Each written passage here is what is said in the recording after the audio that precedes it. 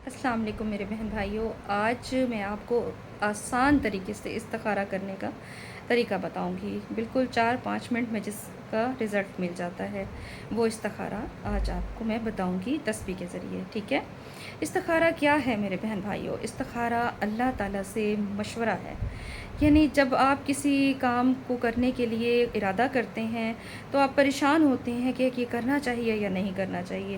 جیسے آپ کوئی کاروبار کرنا چاہتے ہیں، کسی بزنس میں انویسٹ کرنا چاہتے ہیں، کوئی رشتہ آ جاتا ہے بیٹی کا یا بیٹے کا، یا کوئی ایسا پراپرٹی کا کام ہوتا ہے، خرید و فروخت کا کام ہوتا ہے، کچھ یعنی زندگی کے مسئلے مسائل ایسے ہوتے ہیں کہ انسان کنفیوز ہو جاتا ہے کہ یہ ہمیں کرنا چاہیے یا نہیں، یہ ہمارے لیے پازیٹیو ہوگا یا نیگیٹو ہوگا، یعنی اس کا رزلٹ کیا ہوگا، یہ ہمارے حق میں بہتر ہے یا نہیں ہے، کیونکہ انسان ڈرتا ہے کہ ہمیں نقصان نہ ہو جائے یا ہمارے لیے غلط ثابت نہ ہو۔ تو اس کا بہترین حل یہ ہے کہ جب انسان کنفیوز ہو رہا ہوتا ہے اور کوئی اپنے لیے کوئی فیصلہ نہیں کر پا رہا ہوتا، تو ہمیں اللہ کی مدد لینی چاہیے، ہمیں اللہ سے مشورہ کرنا چاہیے، ٹھیک ہے؟ لیکن یہ ہے کہ پھر آپ اس پر عمل بھی کریں گے۔ اگر آپ استخارہ کرتے ہیں نا، تو آپ نے اس پر عمل کرنا ہے، اور استخارے کو کئی بار نہیں، 3 بار آپ کر سکتے ہیں، 3 دن تک ریگولر، ٹھیک ہے؟ لیکن یہ تسبیح کا جو استخارہ بتاؤں گی میں آپ کو، یہ آپ نے ایک ہی بار کرنا ہے۔ زیادہ بار کریں گے تو آپ کنفیوز ہو جائیں گے، ٹھیک ہے؟ آپ پریشان ہوں گے، کر تو سکتے ہیں لیکن آپ ڈسٹرب ہو جائیں گے، آپ سے فیصلہ نہیں ہو پائے گا کہ کیا کرنا چاہیے۔ اس لیے بہتر ہے کہ یہ تسبیح کا استخارہ آپ ایک ہی بار کریں، لیکن کر سکتے ہیں آپ 3 بار بھی کر سکتے ہیں اس کو۔ تو میرے بہن بھائیوں، استخارہ ایک تو نفل کا بھی ہوتا ہے، تہجد کے نفل کا بھی استخارہ ہوتا ہے، قرآن پاک کی آیات پڑھ کے ہوتا ہے، درود پاک کا بھی ہوتا ہے۔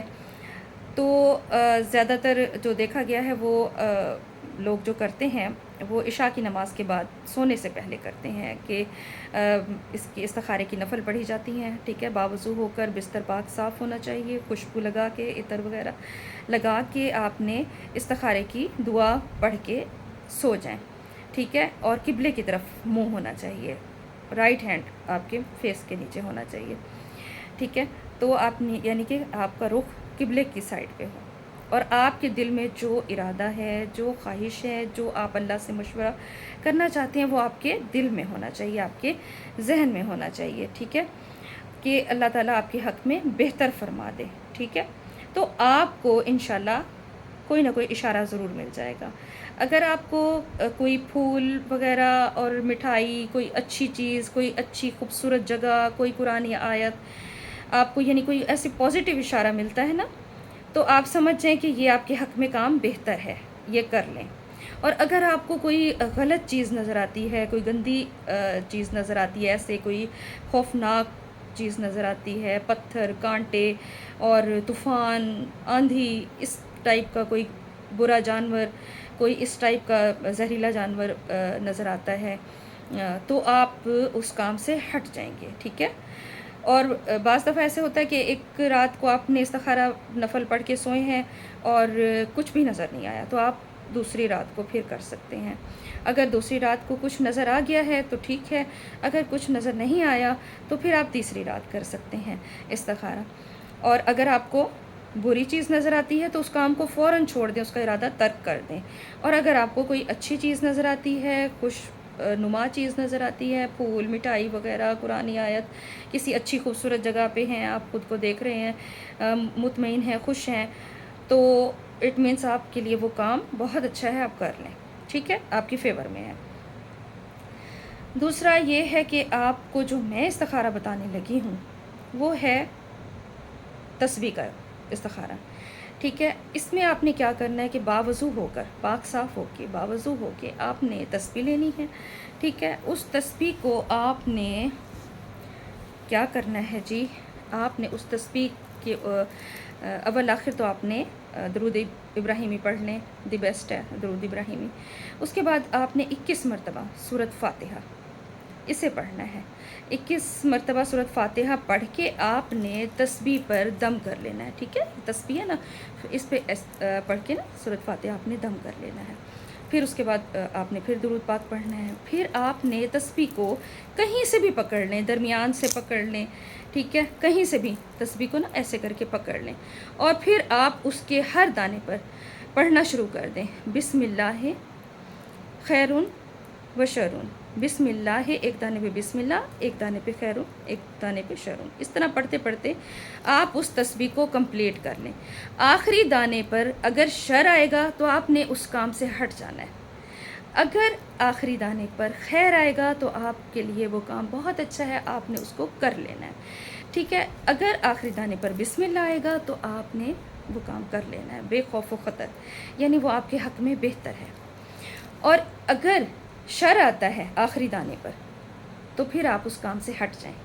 اور بہتر ہے کہ ایک ہی دفعہ میں آپ اللہ کا جو بھی آپ کو اشارہ ملتا ہے آپ اسے قبول کر لیں سچے دل سے، ٹھیک ہے. اگر آپ اپنے دل کو کرنے کے لیے کہ آپ کی مرضی کی بات آئے اور بار بار استخارہ کریں گے تو آپ کنفیوز ہو جائیں گے، ڈسٹرب ہو جائیں گے، پریشان ہوں گے، ٹھیک ہے. یہ کچھ لوگ ہوتے ہیں نا کہ پھر بار بار نکالتے رہتے ہیں، کھیل بنا لیتے ہیں کہ دوبارہ پڑھ لیتے ہیں اب کیا نکلتا ہے، پھر پڑھ لیتے ہیں اب کیا نکلتا ہے.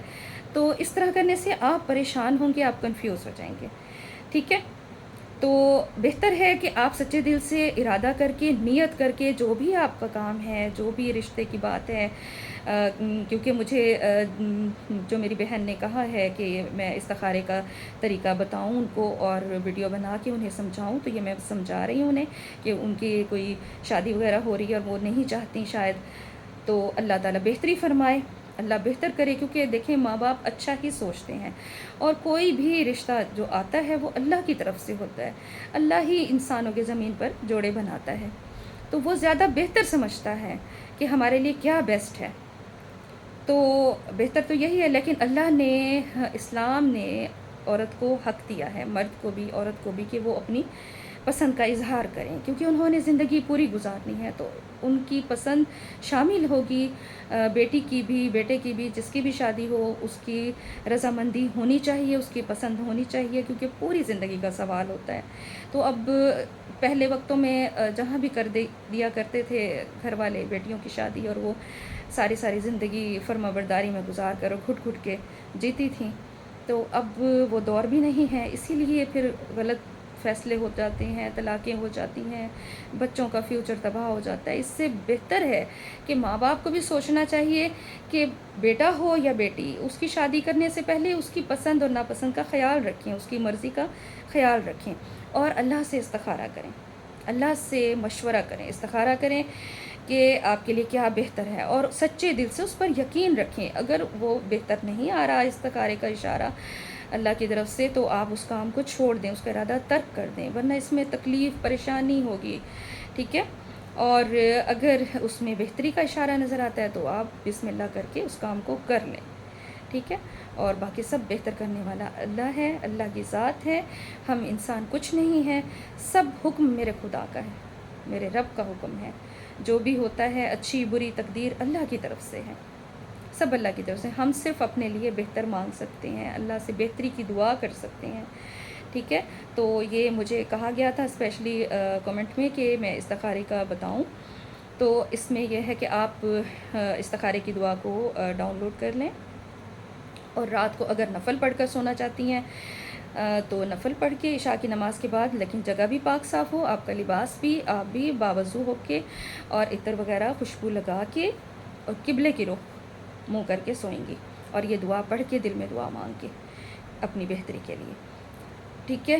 اور اگر پہلے دن نظر آ جائے آپ کو کچھ تو سمجھ جائیں، اگر پازیٹیو چیز، اچھی چیز نظر آ رہی ہے تو یہ کام بہتر ہے، فوراً کا اس کام میں کی ہاں کر دیں. اور اگر کوئی اچھی چیز نہیں نظر آتی تو اس کام سے پیچھے ہٹ جائیں، وہ چاہے وہ کوئی بھی کام ہے، کاروبار ہے، بزنس ہے، کوئی رشتہ ہے، کوئی پراپرٹی ہے، کوئی بھی اللہ سے آپ مشورہ کرنا چاہتے ہیں تو ٹھیک ہے. اور اگر کچھ نظر نہ آئے تو پھر 3 دن تک اسے کرتے رہیں. اگر کوئی مزید آپ کو سمجھ نہیں آ رہا اس کا کہ خواب میں آپ کو کیا نظر آیا ہے یا کیا اشارہ ملا ہے، تو کسی اچھے بڑے عالم سے رابطہ کر کے تو آپ اس کو کلیئر بھی کر سکتے ہیں، ٹھیک ہے. تو اور یہ تسبیح کا جو میں نے آپ کو بتایا یہ تو یہی ہے کہ باوضو ہو کر، اسے بھی اسی طرح ہی ہے کہ خوشبو وغیرہ لگا کے آپ نے 21 مرتبہ سورۃ فاتحہ پڑھنی ہے. اول آخر درود شریف کے ساتھ۔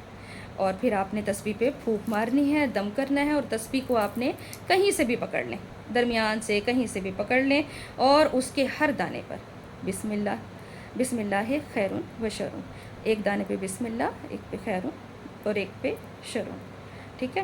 تو آپ یہ پڑھتے ہی جائیں گے نا، جس آخری دانے پہ جو بھی حرف آئے گا وہی آپ کا مشورہ ہوگا اللہ کی طرف سے، وہی۔